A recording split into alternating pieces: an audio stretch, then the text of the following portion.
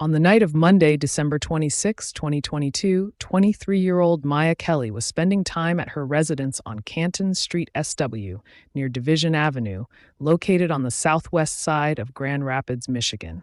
She was with her boyfriend, Omar Danna, and their 2 young children. At around 10 p.m., a knock came at the door. Mya walked over and looked through the peephole to see who it was. Moments later, neighbors were startled by the sound of several gunshots and quickly alerted law enforcement. When officers arrived at the scene, they found a young woman lying on the floor with a gunshot wound to her head. She was identified as Mya Kelly, a devoted mother of 2. Tragically, she had been fatally shot right inside her home, while her boyfriend and their children witnessed the horrifying event. As detectives began piecing together the details of her murder, they uncovered a disturbing truth about the circumstances surrounding her death, something that deeply shocked them. Who was responsible for ending Mya Kelly's life? This is her story. Mya Angelique Kelly was born on April 20, 1999, in the state of Michigan. One of her known siblings was her sister, Shanice Kelly. Mya began her education at Harrison Middle School before progressing to Union High School.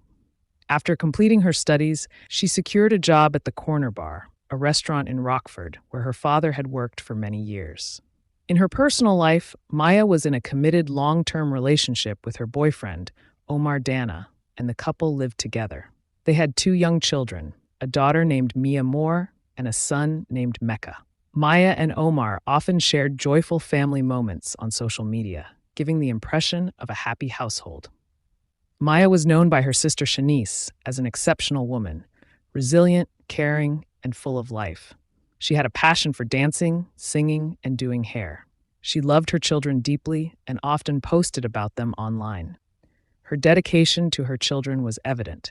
She spent quality time with them and was known to be fiercely protective, taking things very personally when it came to their well-being. On the evening of Monday, December 26, 2022, Mya was at home when she contacted Omar, asking him to come back because she felt uneasy and frightened. Omar eventually returned home. Around 10 p.m., there was a knock at their door.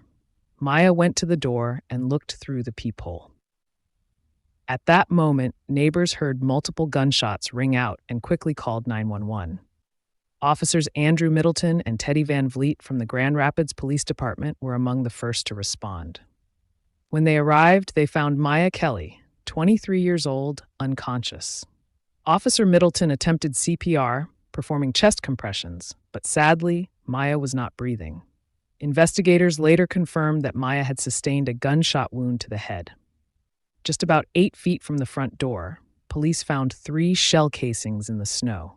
They determined that at least 1 bullet had passed through the door.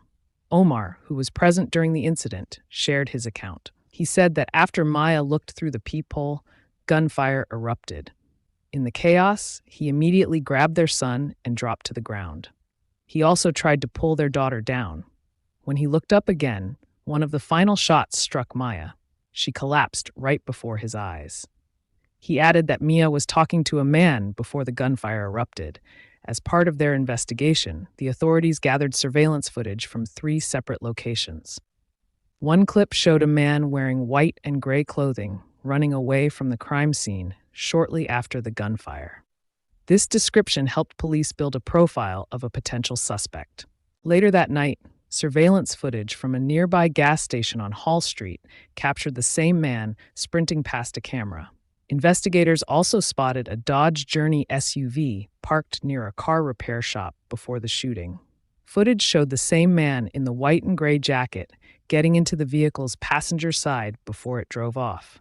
The suspect was identified as Keontae Newbern, a 29-year-old man from Wyoming. Upon looking into his background, authorities learned that he had a criminal record. Newbern was arrested on January 11, 2023, and charged with first-degree murder, carrying a concealed weapon, illegal possession of a firearm, and felony firearm possession. At the time of his arrest, police found a Michigan-themed hat that matched the one seen in the surveillance footage. Newbern denied being at the crime scene.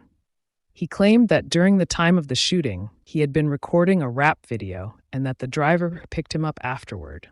However, The driver later told police that he had dropped Newbern off near Maya's home after the video shoot.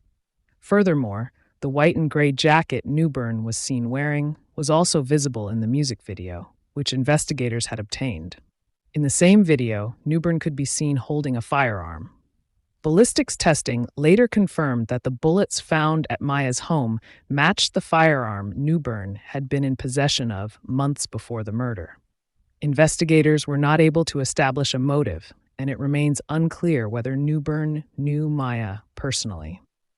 One officer explained how surveillance footage helped them trace the getaway vehicle, which had dropped Newbern near the crime scene on Canton Street shortly before the shooting. In the footage, Newbern is seen running eastward toward Division Avenue. The vehicle's driver, identified as Marquise Welch, testified during the trial that he had known Newbern for 15 years.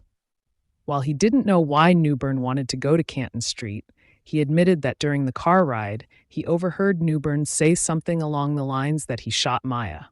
Welch also said that earlier that day, during the rap video shoot at an Airbnb, both Newbern and another man named Isaiah Smith were seen holding a firearm. Smith confirmed that there was a gun at the shoot, though he claimed he didn't know who had brought it. When asked in court, Smith said that everyone who was present at the video shoot had touched the firearm. As the trial continued, Maya's boyfriend, Omar, gave emotional testimony. He recounted that their daughter had walked to the door with Mya while their son was lying on the floor near him. When the shots started, Omar said, "I just dove down on the son, and then I had ran towards Mya and my daughter, and yeah, I looked up and she dropped." On March 22, 2024, a Kent County jury found Keontae Newbern guilty of first-degree murder and the accompanying firearm charges. He now faces a mandatory life sentence without the possibility of parole. The tragic story of Mya Kelly teaches several important and sobering lessons. 1. The importance of trusting intuition. Mya felt afraid and asked her boyfriend to return home, suggesting she sensed danger. This highlights the importance of trusting your instincts. If something doesn't feel right, it's critical to take it seriously and seek help immediately. Mark 2. Gun violence can affect anyone. Mya was a young mother at home with her children when she was shot. Her story is a painful reminder that gun violence often strikes where people feel safest, in their own homes, and that no one is immune to its reach. 3. The lasting impact on children and families. Mya's 2 children witnessed or were present during the shooting. Traumatic events like this can leave deep emotional scars on children and families, underlining the long-term damage that violence can cause beyond the immediate victim. Number 4. Surveillance and community tips are crucial in solving crimes. Security cameras and witness testimony played a vital role in identifying the suspect. This reinforces how important it is for communities to be engaged and for public spaces to be equipped with technology that can assist in investigations. 5. Violence often has no clear motive. Police were unable to determine why Mya was targeted, or if the suspect even knew her.